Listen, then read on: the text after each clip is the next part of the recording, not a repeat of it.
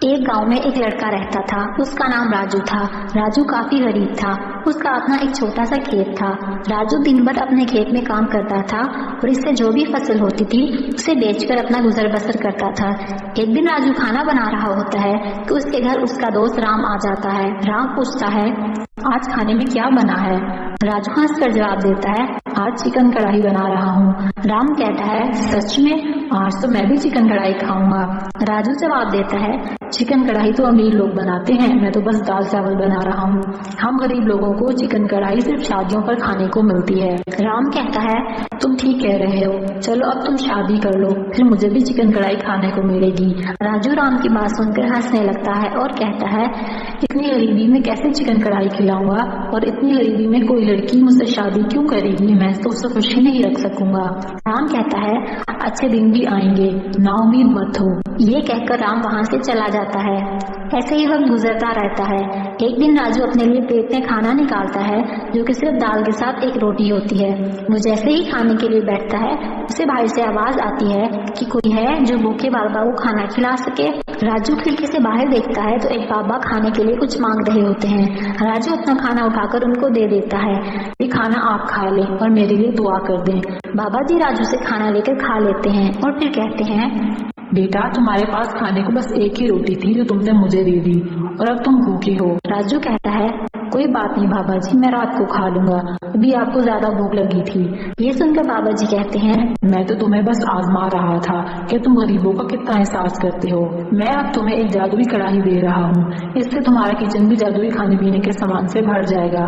तुमने बस इस कढ़ाई को किचन में रखना है और उसमें जैसे ही पानी डालोगे तो इसमें मजे मजे के पकवान खुद बाखुद तैयार होने लग जाएंगे।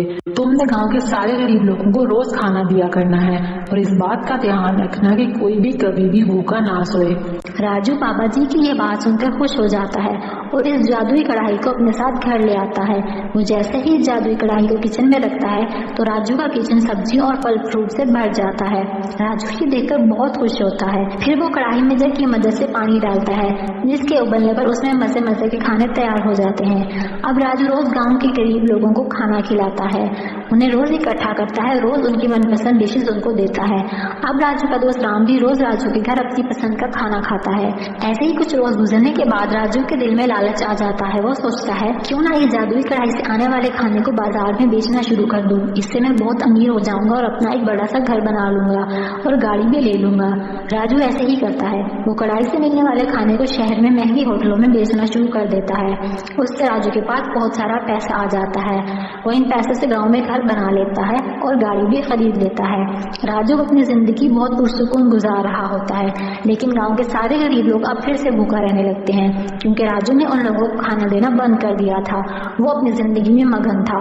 एक दिन अचानक गांव में सैलाब आ जाता है जिससे पूरा गांव पानी से भर जाता है। इस सैलाब में राजू की गाड़ी बह जाती है और उसका घर भी पानी से भर जाता है और तबाह हो जाता है।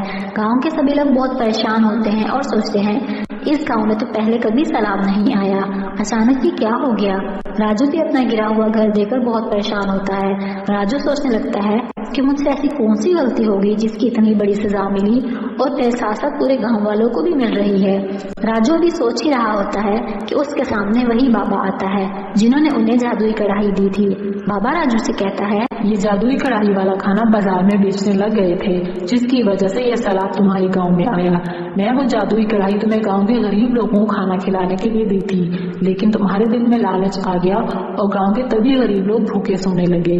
ये सुनकर वो बहुत शर्मिंदा होता है और कहता है, मैं अब दोबारा ऐसा कभी नहीं करूंगा, बस एक दफा इस सैलाब को हमारे गांव से खत्म कर दे। बाबा जी राजू की बात मान लेते हैं और अपने जादू से उस सैलाब को खत्म कर देते हैं। गांव फिर से वैसे ही हो जाता है और वो खुद गायब हो जाते हैं। अब राजू फिर से अपने किचन में इस जादुई कढ़ाई की मदद से खाना बनाने लगता है और गांव के सभी गरीब लोगों को अपने घर बुलाकर खाना खिलाता है, जिसकी वजह से अब गांव में कोई भी भूखा नहीं सोता।